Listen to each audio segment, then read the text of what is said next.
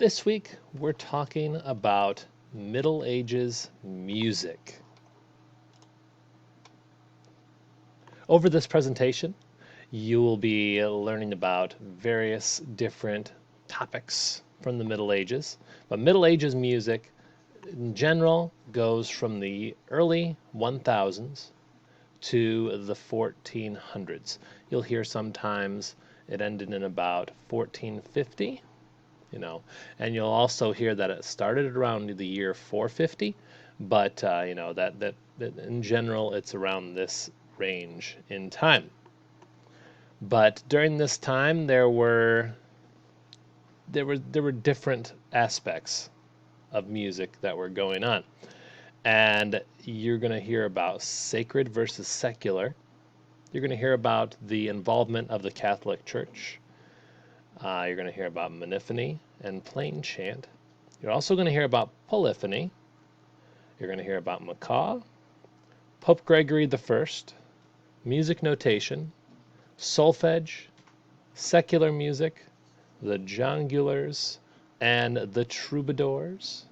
And you're also going to learn about madrigals. This is also in your reading as well, but we'll be touching on each of those things during this presentation. So firstly, let's talk about sacred versus secular music. Sacred music is the music that you are going to find in the church. It's the music that has a religious affiliation. Secular music is the music that has no religious affiliation. You're going to find, more street musicians playing secular music.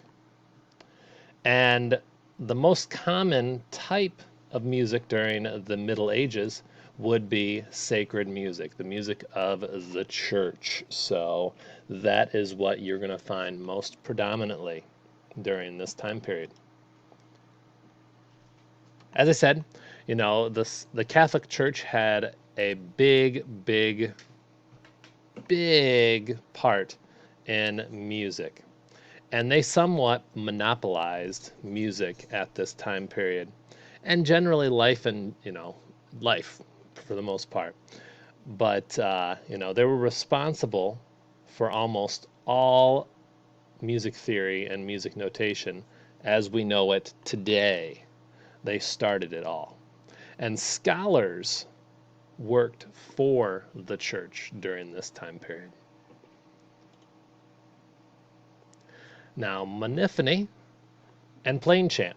Okay, Hildegard von Bingen wrote a number of monophonic pieces. She wrote lots and lots of music. Search for her. There's a lot of things that she is big for. And monophony is music that has only a single melodic line, and it has no harmony. We're back here in the Middle Ages. Harmony was not a big thing back during the Middle Ages. Polyphony didn't come around until later. But Gregorian chant was a form of plain chant, and this is a perfect example of monophonic music. As I go, make sure you're also paying attention to the words that are bolded. Those are important for your quizzes. All right, then we have tritones. A tritone is considered the devil's tone. It's very clashing. Tritones, they were generally avoided by the church because they just plainly thought they were evil. They didn't want any of that clashing stuff going on. It helps create suspense. And The Simpsons uses that tritone in their music. So, if you need an example of that, listen to the beginning of The Simpsons to get an example of the tritone. But as I said, tritone, just know, that's considered the devil's tone, and it was not really used very much by the church. Polyphony, Notre Dame school. They started writing new kinds of music, and they started including organum. And they wrote in the Ars Antiqua, which was considered the old art. Organum, what that does is they would take the traditional melody and they would add other melodies to it. So you could almost kind of consider it, the original cover song. They're adding melodies to that original melody to create something new. And this makes the music polyphonic, where multiple lines are sung at once. So this gives you a visual. All right, so you got the original voice right here. And notice the music notation, is a little bit different than it's a lot different than what you are used to. All right, there's only 4 lines. We'll talk about that later. But here, let's get back to organum here and polyphony. Here's the original melody. All right, and then they created a new melody below that, and it's equally spaced away as it moves along with the original melody. It's just a bit lower on the staff, but it's the same melody, just starting on a new pitch. All right, so that is your organum right down here, and that creates your polyphony. Then we have Macaw, and Macaw wrote tons of music in many different styles.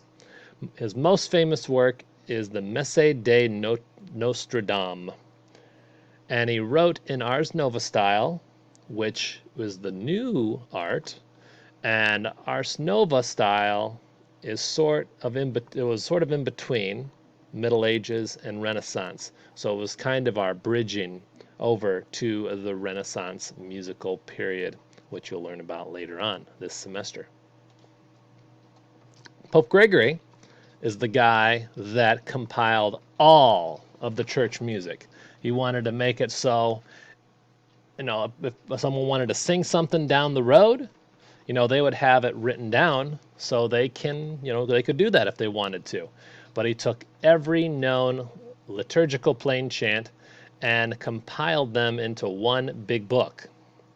And this is why we call it Gregorian Chant, from Pope Gregory I. And liturgical means having text from the Bible or other religious sources. All right, so there's your sacred music right there. All right, and he also created a school for singing. Lastly, we're going to talk about music notation and its development.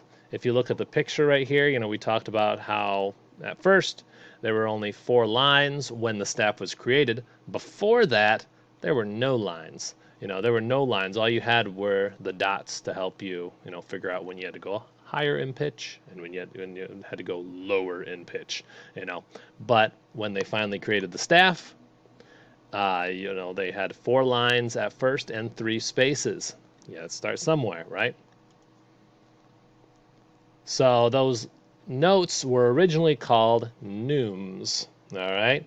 And it gave, as I said, a rough identification where the melody was going to go.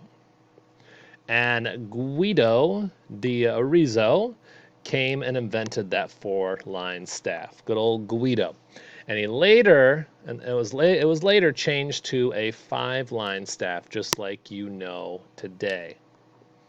And he also invented solfege, which was a singing system where every note is assigned a specific syllable.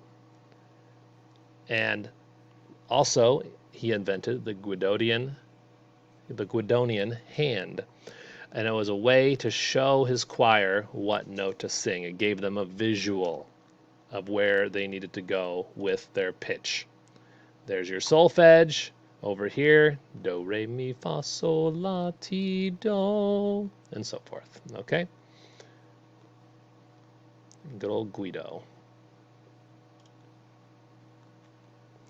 And then neumes and church modes. All right, neumes marks above, or neumes were marks above above music to indicate the contour of the melody, especially in early church modes. And those were sets of scales used for Western church chant melodies. So just a little humor down here using gnomes, not gnomes. It's spelled similar, but it's neumes. Okay, there you go. There's some more neumes for you. And that is where we're going to end off this presentation. So as always, if you need extra help, let us know. And make sure you guys are getting your assignments turned in. Do the reading, and come join us in class on Mondays and Wednesdays at 1:30. Have a great week.